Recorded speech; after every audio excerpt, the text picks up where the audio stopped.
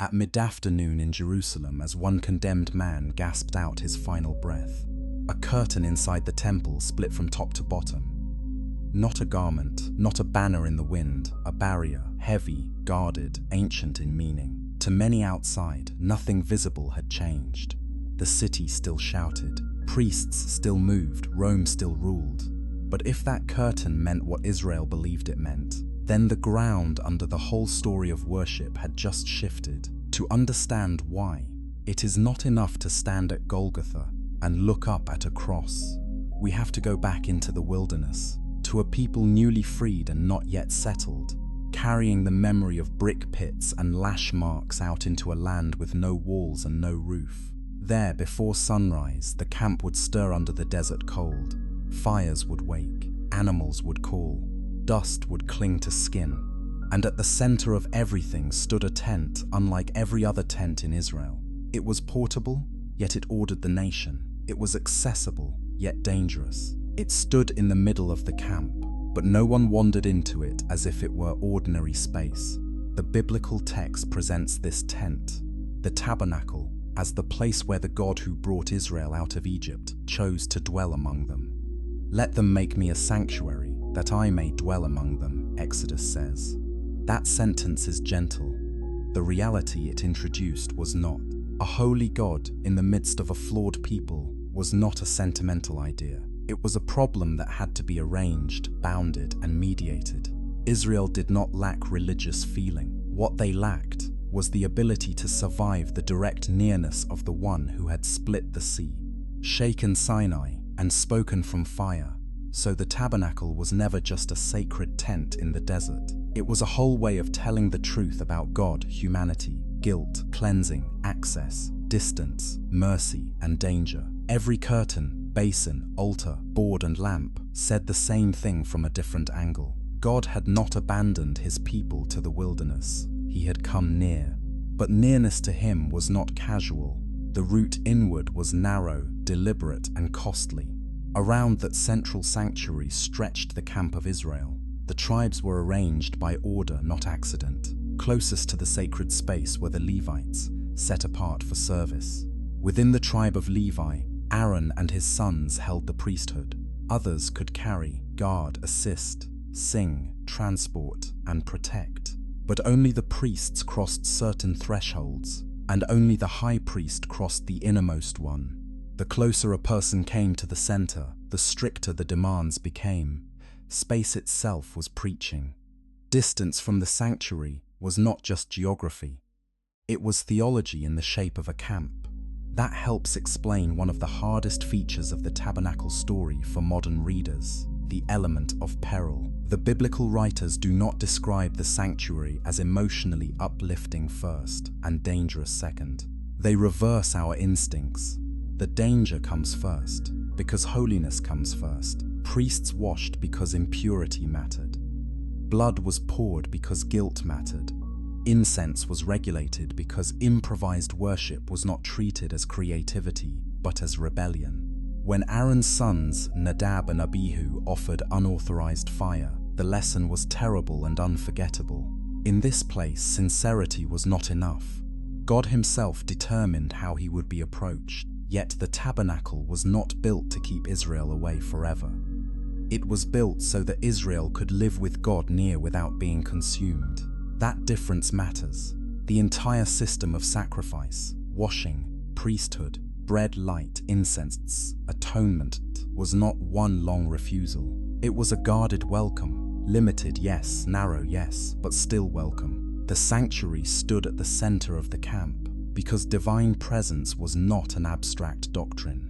It was the organizing reality of Israel's life, and that is why a torn curtain centuries later could never be a small thing. If the veil marked the boundary no ordinary worshipper crossed, if it represented the last line between human uncleanness and the concentrated presence of God, then its tearing was not merely dramatic symbolism. It was a claim about access, mediation, and the meaning of sacrifice itself. But before we reach that moment, we have to walk the long road inward, the same road Israel learned to walk step by step, from the dust of the camp toward the presence at its center. chapter 2. The story of the tabernacle begins not with architecture, but with covenant. Israel had come out of Egypt as an enslaved people. But freedom by itself does not make a nation. The wilderness became the place where they were taught who had redeemed them, how they were to live, and what it meant for the God of Abraham, Isaac, and Jacob to bind himself to them in a public, structured way. At Sinai, the mountain shook, the air filled with thunder and smoke, and the people learned something essential before a single curtain was woven. The God drawing near was not one tribal deity among many. He was not local, manageable, or safely absorbable into ordinary life. In the ancient Near East, temples were familiar realities. Nations built houses for their gods, displayed their power through images, and linked worship with kingship, land, and political order. Israel's sanctuary would exist in that broader world, but it was also sharply different from its neighbors. The tabernacle had no idol at its center. It moved with the people. It was tied not to a royal palace, but to a redeemed community in transit. Its holiness did not depend on human craftsmanship alone, however skilled that craftsmanship had to be. According to Exodus, its pattern came from God himself. Moses was told to build according to the pattern shown on the mountain. That language has shaped centuries of interpretation. Later biblical writers, especially in Hebrews, will speak of the earthly sanctuary as a copy or shadow of a heavenly reality. Historical scholars discuss these texts in different ways. Some argue the detailed tabernacle description preserves old memory from Israel's wilderness traditions. Others think the final literary form reflects later priestly shaping, possibly influenced by temple practice. But whatever one makes of those debates, the biblical presentation is clear in purpose. The sanctuary is not human invention reaching upward. It is divine instruction coming downward. Israel does not experiment its way into worship. It receives worship. That is one reason the tabernacle sits at the center of the camp. Its placement announces that God is not a private comfort carried at the edge of national life. He is the center around which the nation must order itself. To live around the sanctuary was to live under a constant reminder that identity, law, purity, time, sacrifice, and leadership all radiated from the presence of God. The camp was not arranged by convenience. It was arranged by nearness and responsibility. The Levites formed a protective ring around the holy place, not merely as assistants but as guardians of a dangerous privilege. The priesthood deepened that pattern. Aaron and his sons were chosen for the tasks closest to the sanctuary itself. Their garments were not decoration. They marked office, duty, and accountability. Even before they performed sacrifices, they had to be consecrated. Oil, blood, washing, and vestments all declared that no one wandered into priestly work by confidence or talent. Priests stood in a role given, not seized. They represented the people before God, but they also bore the warning that representation did not erase risk. The tabernacle, then, should not be imagined as a quaint desert shrine surrounded by pious nostalgia. It was a controlled meeting point between realms that do not naturally mix. Heaven and earth, in biblical thought, are not equal partners leaning toward each other. God descends. Humanity does not climb by merit. That is why the route toward the sanctuary becomes progressively narrower. Many Israelites could bring an offering to the outer court. Fewer could serve at the altar. Fewer still entered the holy place. And beyond the veil, only one man, once a year, with blood not his own to spare. The genius of the system is that it taught with movement. An Israelite did not learn holiness only by hearing commands. He learned it by distance, by waiting, by watching smoke rise, by seeing priests wash before entering, by hearing that some things belonged inside while he remained outside. The tabernacle made visible what sin and grace meant in space and motion. It said that God had come near, but it also said that the way into his presence could not be improvised by desire. That tension lies at the heart of Israel's worship. God is present but not available on human terms. God is merciful but not tame. God calls Israel his people, yet he does not dissolve his holiness to make them comfortable. The sanctuary is the architecture of that tension, and the first object confronting anyone who approached it made the point immediately. Before gold, before bread, before incense, before the veil, there was blood and fire. Chapter 3. The outer court was the first threshold, enclosed by linen hangings that marked off sacred ground from the common life of the camp. The space was not enormous by later temple standards, but it was enough to establish distance and order. Once inside, the eye would be drawn almost at once to the bronze altar. There was no bypass around it, no side entrance for the morally serious, no inner shortcut for the devout. The path toward God began where life was surrendered. That fact offends modern instincts, but in the world of the tabernacle, it was the plain truth of worship. Leviticus insists that the life of the flesh is in the blood, and blood on the altar represented not random violence but life given in place of life. Israel did not invent sacrifice. Many ancient peoples offered animals to their gods, but the meaning of sacrifice in Israel was shaped by covenant, holiness, and divine command. The altar was not feeding a hungry deity or bribing an unstable spirit. It was the place where guilt, gratitude, cleansing, fellowship, and covenant loyalty were ritually enacted under God's own instructions. The smells would have fixed the lests in memory. Burnt flesh, ash, wood smoke, blood in the heat. This was not clean religion in polished silence. It was bodily, costly, public. Hands touched the animal before it died. Priests worked with knives, basins, fire, and entrails. Offerings varied by circumstance. Some dealt with sin and impurity. Some expressed thanksgiving. Some marked vows or peace. But all of them reinforced the same reality. Approach to God was not achieved by inner feeling alone. Something had to be dealt with. Something had to be carried. Something had to die. This did not mean every sacrifice functioned in exactly the same way. The biblical sacrificial system is more textured than later summaries often allow. There are burnt offerings, grain offerings, peace offerings, sin offerings, guilt offerings. Some emphasize atonement, some consecration, some communion, some restitution. Yet standing before the bronze altar, an Israelite would not have mistaken the overall message. Worship was serious because sin was serious, and life before a holy God required more than apology. It required provision that God himself authorized. That is why social rank could not erase the altar. The powerful did not step around it. The poor were not excluded from its logic. Israel's law did make accommodations for what different households could afford, because justice in covenant life required attention to real means. But the principle held across the camp. No family name, tribal pride, or memory of Egypt opened the way without sacrifice. Redemption from slavery had not abolished the problem of sin. In some ways it had sharpened it, because now the people belonged to the God who had claimed them. The perpetual fire on the altar carried its own message. According to Leviticus, it was not to go out. The work of approach, cleansing, and consecration was not occasional, because human uncleanness was not occasional.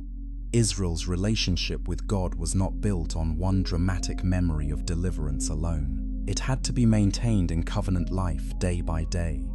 Morning and evening offerings, special feasts, personal sacrifices, priestly routines, national rites. All of it said that communion with God was sustained, guarded, and costly, and yet the altar was not the final word. That matters just as much. If sacrifice alone stood at the center, Israel's worship would collapse into perpetual guilt management. But the tabernacle did not stop at bloodshed. Beyond the altar lay further movement, further preparation, and a more searching idea. Forgiveness was not the same thing as readiness. Being spared did not mean one could now enter carelessly. Between sacrifice and sanctuary stood water. Even here, the movement inward remained deliberate.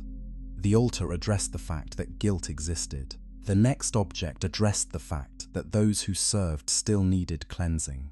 Israel learned that the question was not only, how can sin be atoned for? It was also, how can those who minister in holy space be prepared to remain there?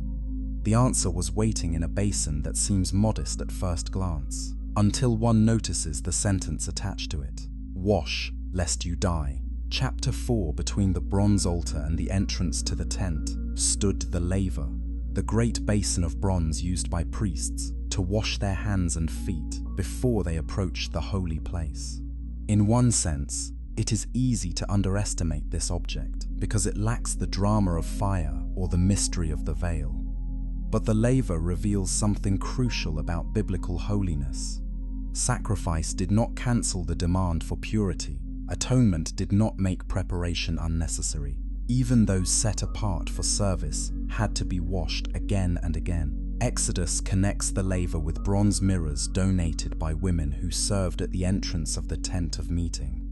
That detail is easily passed over, yet it is quietly powerful.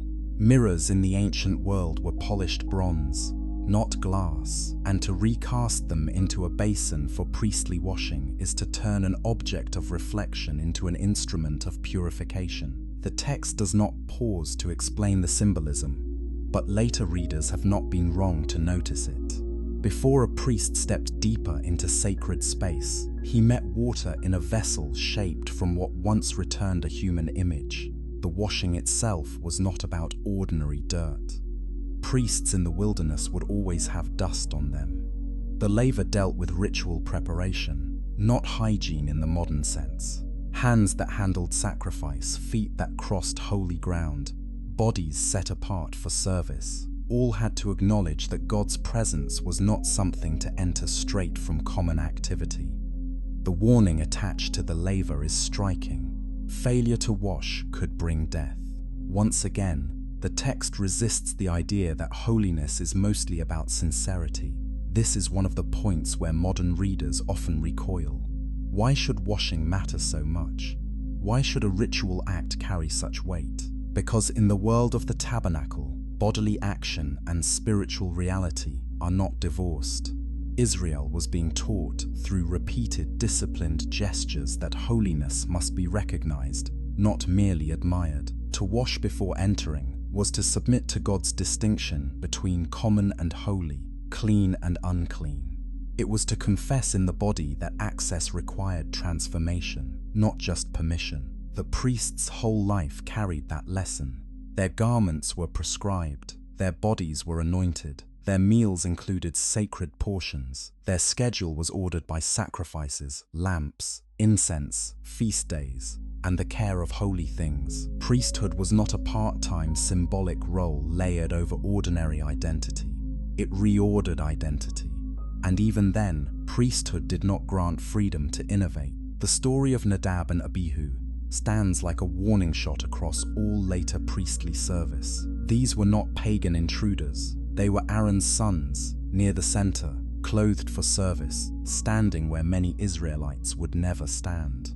Yet when they offered unauthorized fire before the Lord, fire came out and consumed them. The text of Leviticus does not satisfy every question later readers have asked about that event. It leaves room for debate about what precisely was wrong in the act and how related details, including the warning against priestly intoxication, should be read.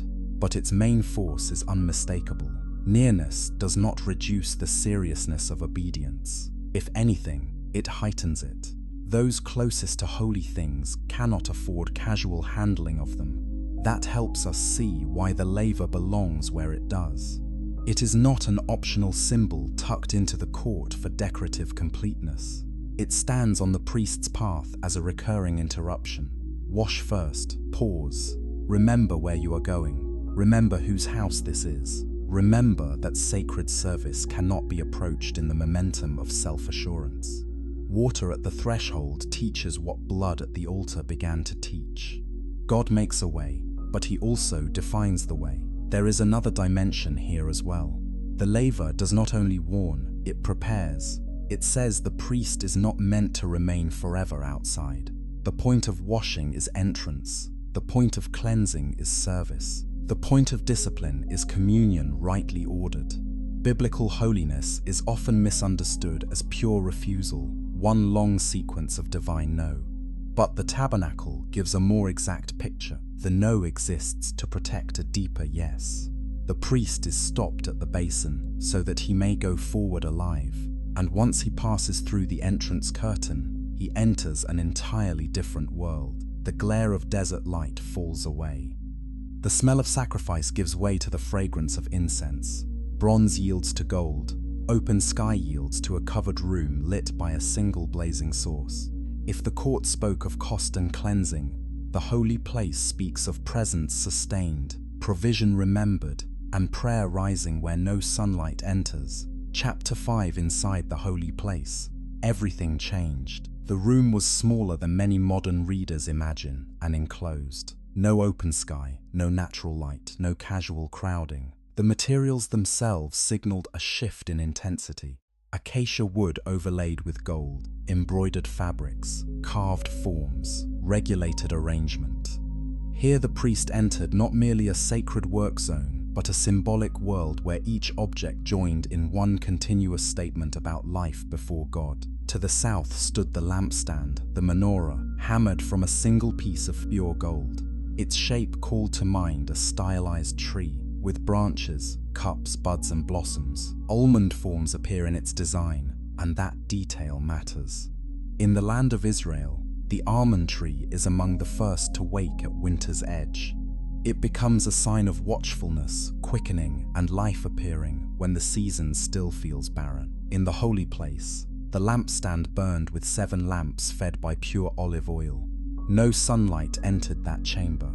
The priest lived by borrowed light, light maintained according to command, light that did not originate in the desert outside. Later readers, Jewish and Christian alike, have drawn rich meaning from the menorah, and not all of that meaning belongs equally to the original setting. But even within the world of Exodus and Leviticus, the lampstand clearly speaks of enduring divine presence.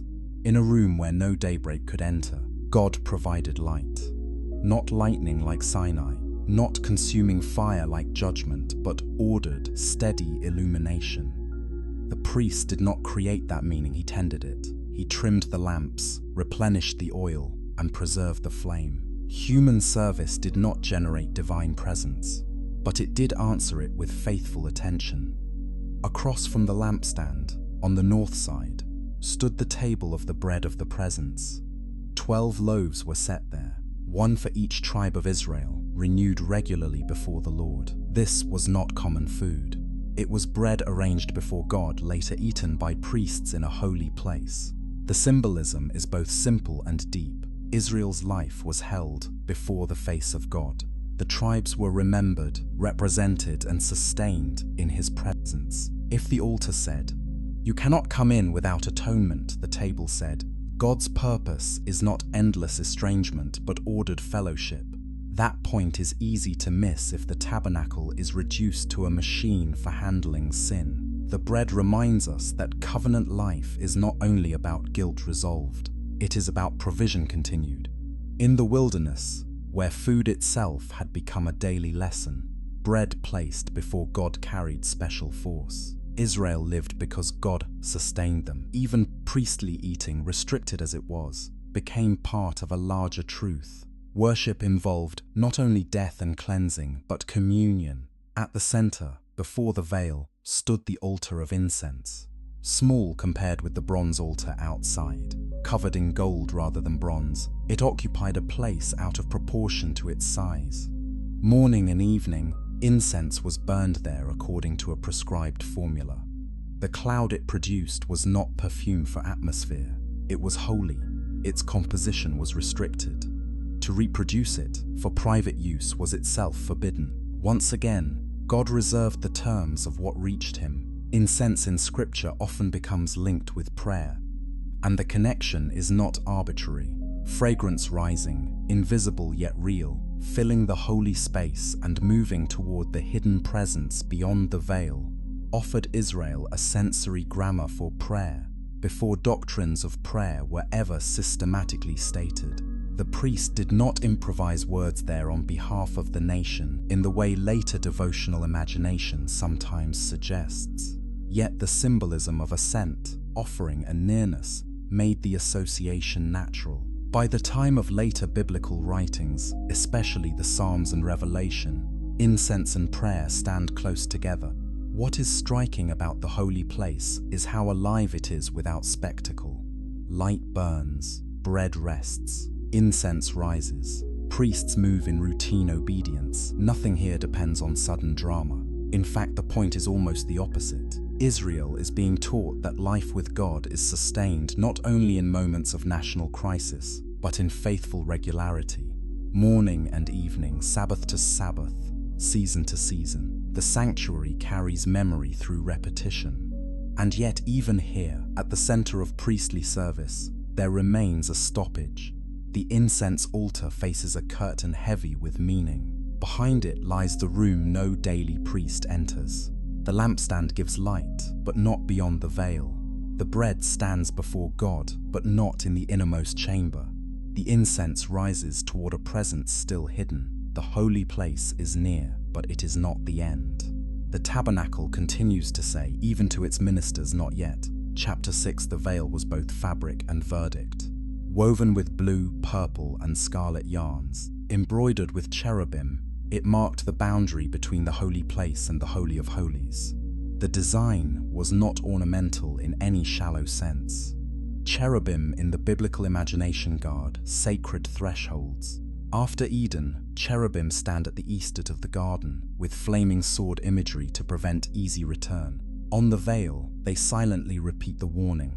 The way inward exists, but it is not open ground. Behind that curtain stood the innermost chamber, a cube-like room associated above all with the Ark of the Covenant and the mercy seat.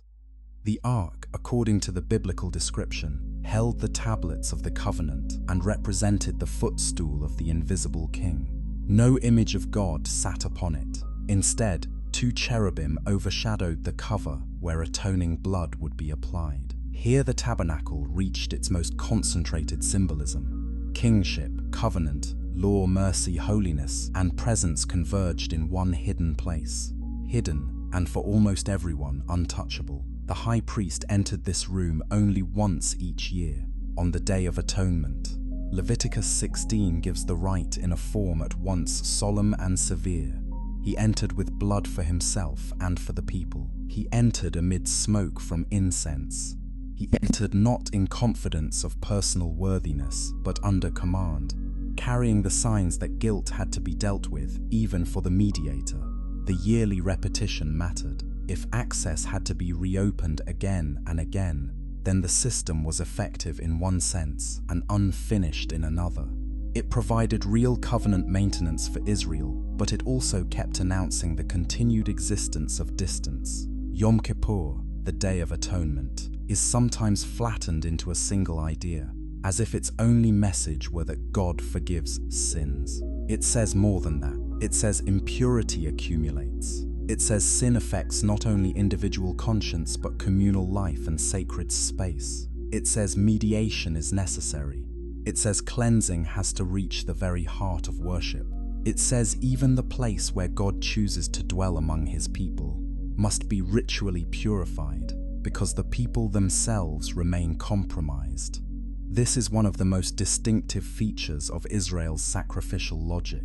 The sanctuary is not contaminated because God is weak. It must be purified because divine holiness has chosen to live in the midst of human defilement. There are details in these rites that later readers have handled in different ways. The scapegoat, for example, the goat sent away into the wilderness bearing Israel's iniquities, has generated long reflection in Jewish and Christian tradition. Some focus on removal, some on substitution, some on exile imagery, but the combined effect of the Day of Atonement is plain enough. Sin is not denied. It is named, borne, covered, and removed through a set of acts God commands. And the man at the center of the rite remains mortal, temporary, and limited.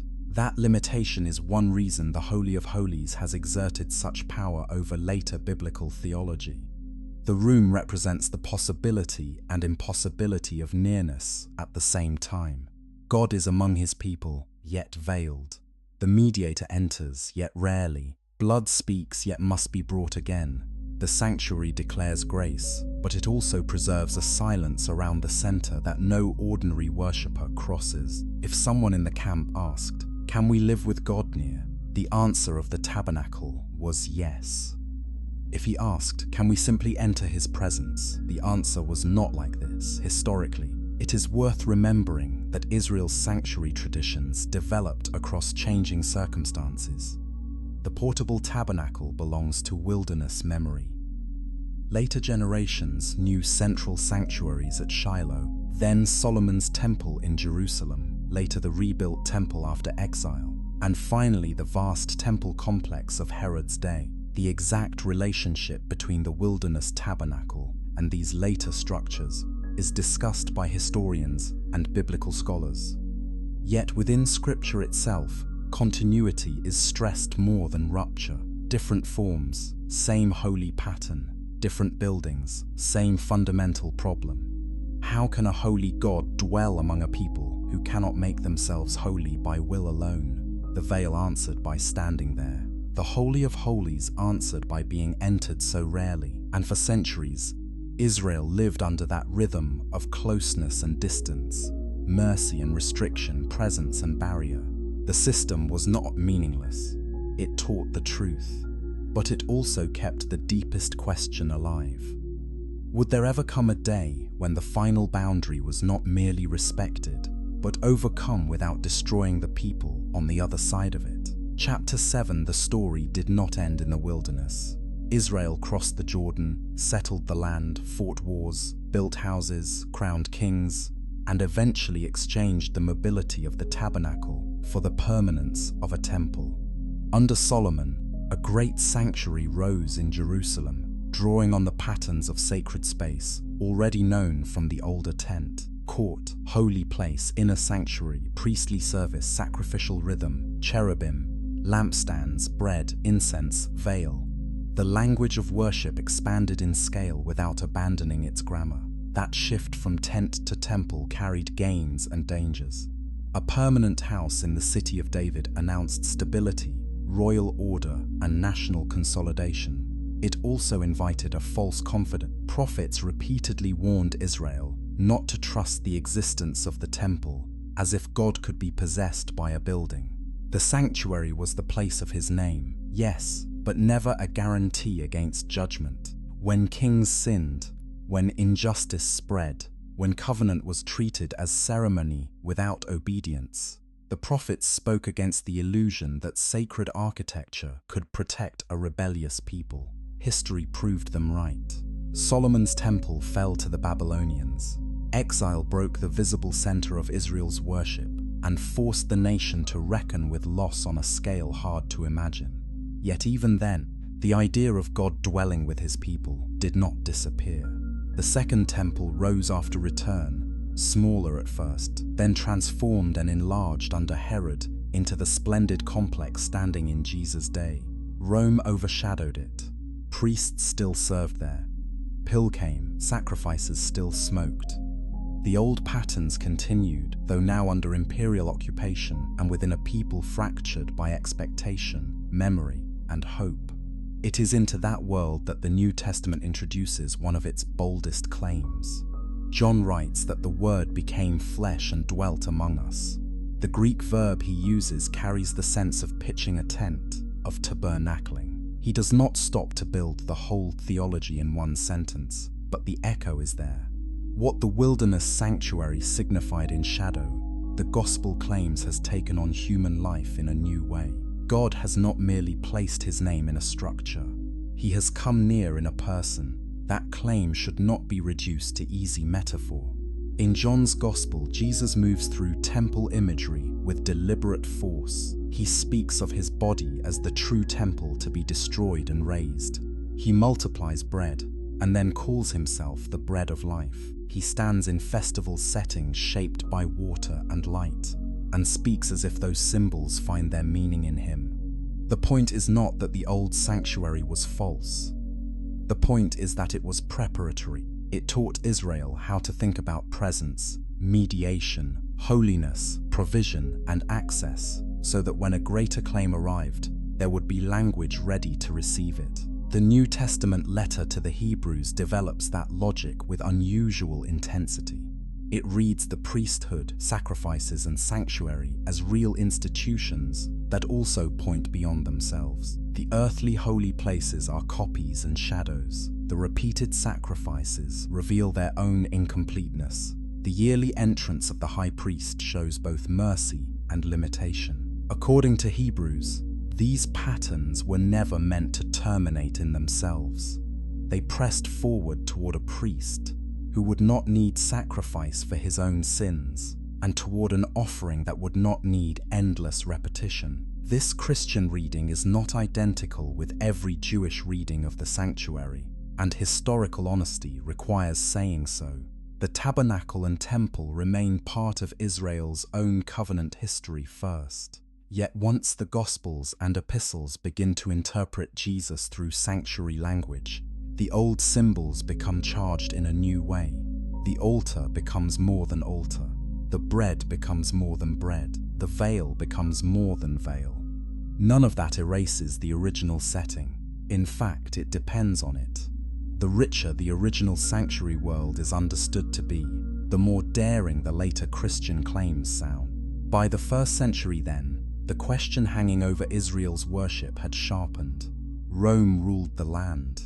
The temple stood in magnificence and vulnerability. Priests served in a system both ancient and still unfinished. The people prayed for deliverance, restoration, and the kingdom of God. And in that setting, Jesus of Nazareth moved toward a death that his followers would later describe not merely as martyrdom or miscarriage of justice, but as sacrifice, priestly act, covenant blood, and the opening of a new way, which brings us back to the curtain. The Gospels tell it with remarkable economy. Jesus cried out and died. Then the veil of the temple was torn in two, from top to bottom. Matthew, Mark, and Luke each preserve the event, with slightly different surrounding emphasis, but the central claim remains.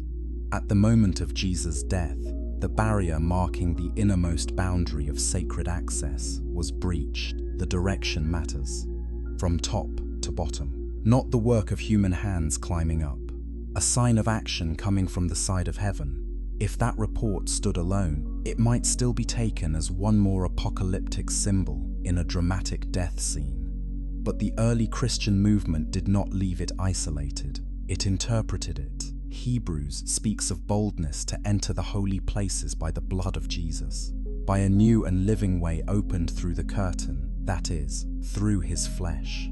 The language is deliberate and unsettling. What the old system guarded through priesthood, blood, and distance, Christ has opened through his own self-offering, not by denying holiness, but by satisfying what holiness required. This is the crucial difference between cheap access and redeemed access. The torn veil does not announce that God has become less holy than before, or that sin no longer matters, or that worship is now casual because sacrifice is obsolete. It announces that the decisive sacrifice has been made, that mediation has been transformed, and that the way once shadowed in repeated ritual has been opened in a final act. The old sanctuary taught through repetition because repetition was all it had. Morning and evening, year after year, one priest after another, one generation after another. But in Christian reading, Christ does not merely continue the pattern. He completes what the pattern anticipated. That is why the details of the tabernacle matter so much even after the veil is torn. The altar matters because without understanding sacrifice, the cross can be reduced to tragedy. The laver matters because without cleansing, grace can be mistaken for permission. The lampstand matters because the goal is not mere acquittal, but life in the light of God's presence. The bread matters because fellowship, not bare survival, stands at the heart of covenant communion. The incense matters because prayer is not a sentimental exercise, but an offering brought near. The veil matters because without a real barrier, there is no astonishment when the barrier falls. Even the movement from tabernacle to temple to Christ, to the final biblical vision, follows a coherent arc. Scripture begins with God walking with humanity in Eden, but after rebellion, access is broken and guarded. In the wilderness, God dwells among Israel through a sanctuary structured by distance and mercy. In Jerusalem, the temple gathers that pattern into national worship, then undergoes judgment, rebuilding, and eventual destruction. In the New Testament, God's presence is claimed in Christ in a way no building could contain. And in Revelation, the story reaches its furthest horizon. The dwelling of God with humanity is no longer mediated by tent or temple in the old sense, because the separation that required such structures has been finally overcome. Revelation is careful with its imagery, and later readers have often pushed that imagery too quickly into fixed systems. But one theme runs clear: the sanctuary on earth was never the whole reality. It pointed upward and forward, the heavenly throne room, the incense of saints' prayers, the opened temple in heaven, the final promise that God will dwell with his people and wipe away tears. These are not random spiritual decorations. They are the completion of a line running all the way back through the veil to Sinai and beyond Sinai to Eden.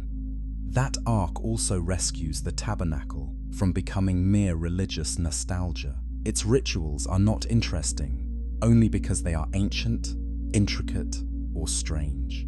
They matter because they tell the truth about the kind of God Israel encountered and the kind of humanity we remain. We still long for presence and still recoil from exposure. We still want mercy without holiness, nearness without surrender, prayer without purification, communion without cost. The sanctuary refuses those shortcuts. It teaches that the God who comes near does so on terms consistent with his own character. And yet the final note of the biblical story is not exclusion. It is invitation won at great cost. Not the careless invitation of a world that has forgotten what holiness is, but the astonishing invitation of a God who has made a way through what once shut us out. The torn veil does not make the tabernacle irrelevant. It reveals what the tabernacle was trying to say all along. God desired to dwell among his people. The barriers were real. The blood was necessary. The cleansing was necessary. The mediation was necessary. But none of those things were the destination. They were the guarded road toward communion. So if we return one last time to that desert camp before dawn, with the smoke rising and the priests moving toward the sanctuary in fear and fidelity, we can see the whole story more clearly.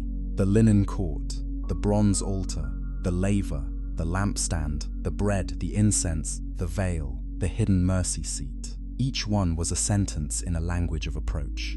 Israel learned that language slowly, in the wilderness, in the land, in exile, in hope. And when the curtain split in Jerusalem, that long lesson did not collapse. It came into focus. The God who had once dwelt among his people in a tent had not abandoned the desire to be with them. He had carried it further than the wilderness could yet contain.